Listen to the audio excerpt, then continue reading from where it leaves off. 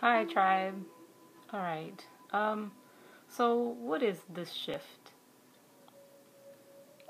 I think what's going on is that we're evolving as a species, not only as a species, but we're shifting. Animals are shifting. Plants are shifting. The entire planet is shifting. So what is this shift? It's an evolution. It's like a self-realization. It's a self-awareness.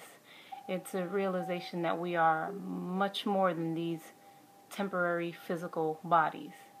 I feel like this shift accelerated itself with the internet. So, who created the internet? I think Mother Earth created the internet. Why? I think she did it so that we can connect.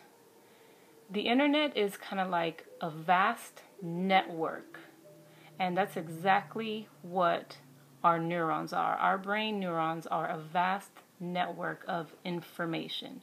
So Mother Earth created the internet to connect all of her cells, all of her stars, which are us, so that now I can have a conversation with somebody in South Africa, in Cuba, in Thailand in seconds. This is something that our great grandparents didn't have, or even our grandparents didn't even have this. But we are evolving, and this evolution is happening as a result of the planet's evolution.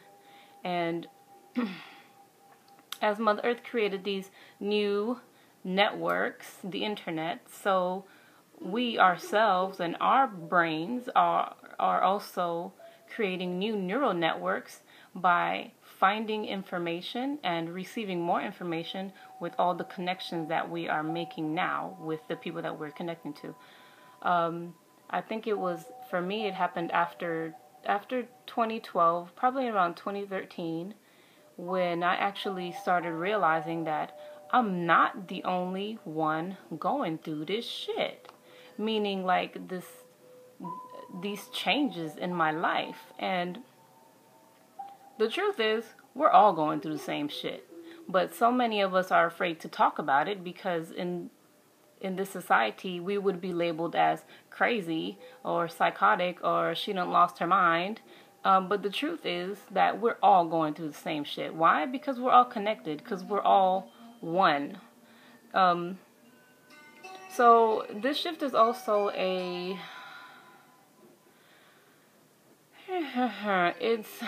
it's an expansion of our consciousness. So we as a species, as a planet, are getting smarter and smarter without even trying. This is happening natural. It's happening naturally. So without even trying, our consciousness is expanding, our neurons are creating new ideas, new imaginations, and we're all connected to this same source of light.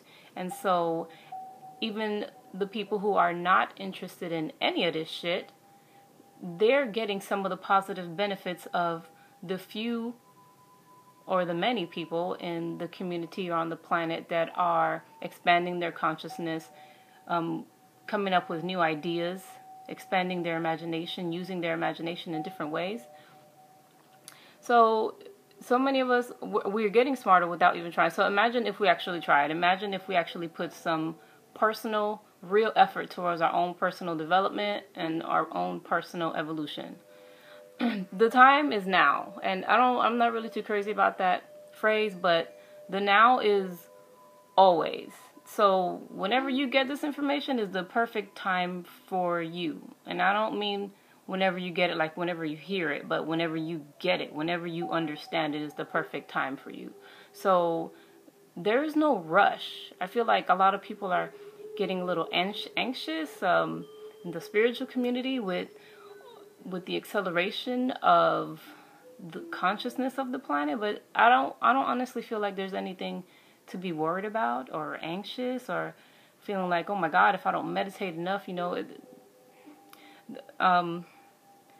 So I wanted to share this experience that I had when in an ayahuasca ceremony. I was in a very meditative trance-like state, and I felt myself, my consciousness, being lifted out of my body, and I was floating upwards, and at one point I could actually see the earth under me, and I kept going higher and higher, and eventually I started seeing other planets and other civilizations, other star clusters, other universes, and each one of these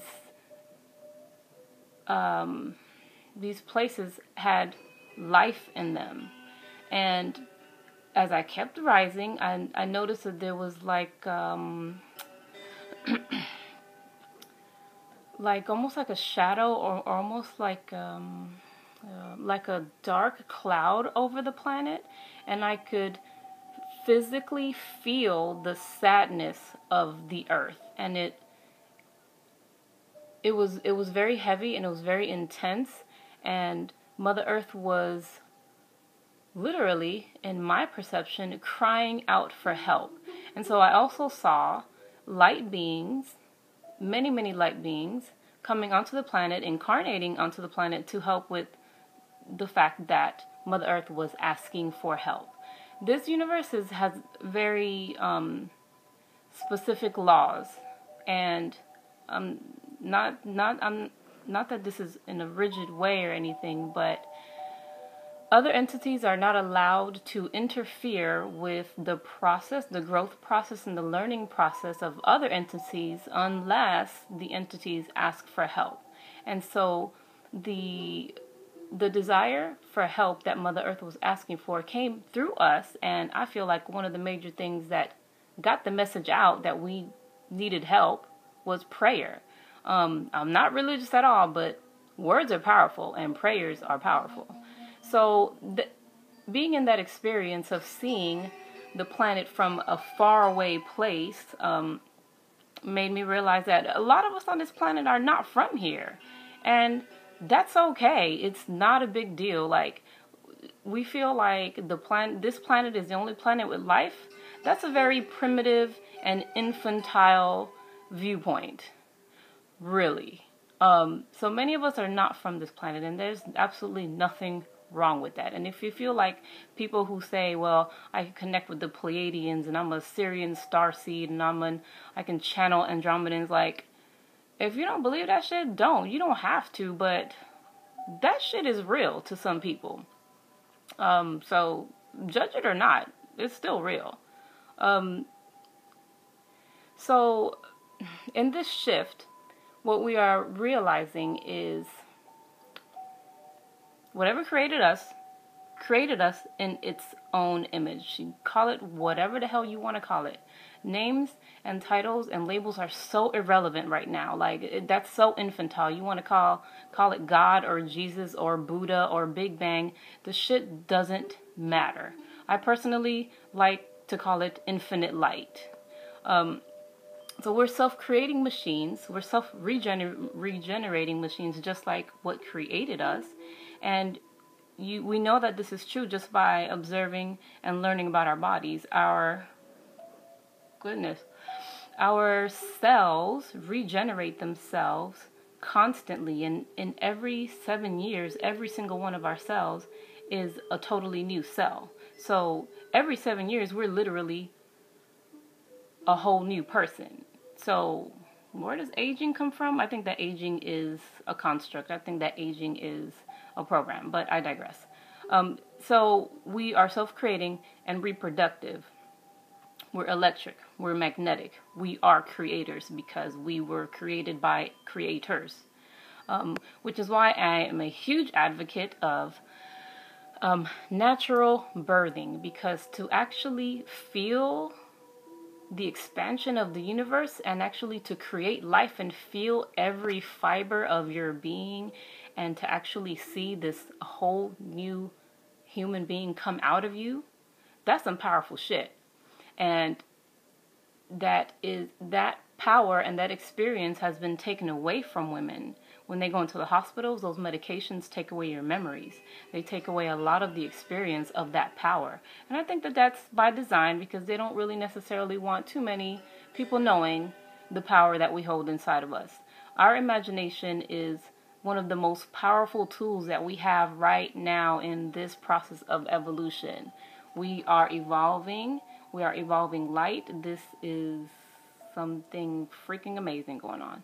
So basically for me, the shift is an evolutionary process that the entire planet is going through. And because the planet is going through it, then everything on the planet is going through it. And so now these veils are being lifted. There's so much more information on the planet, and now we are starting to share this information with each other through the power of the internet, new neural networks that the planet herself is creating. And so we're benefiting from that because now our brains are evolving too and creating new neural networks.